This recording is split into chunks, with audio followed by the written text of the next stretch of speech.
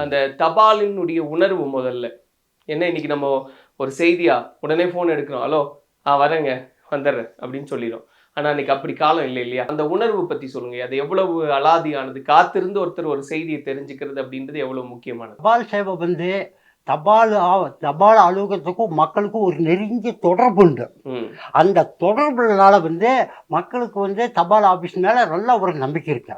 ஏன்னு கேட்டீங்கன்னாக்கோ, அப்ப வந்து போன் வசதியோ இப்ப கூட போன் வசதியா இருந்தாலும் இந்த கிராமத்தில் இருக்கிற மக்களுக்கு அங்க இருக்கிறவங்களுக்கெல்லாம் இதை பத்தி எல்லாம் ஒண்ணுமே சரியா தெரியாது. இன்னும் தபால் தான் நம்பிக்கிட்டு இருக்காங்க. அவங்களுக்கு வந்து தபால் இருக்கக்கூடிய ஒரு கடிதம் வந்திருக்குன்னு தெரிஞ்சால் அவங்க வந்து சந்தோஷத்துக்கு அளவே இல்லை.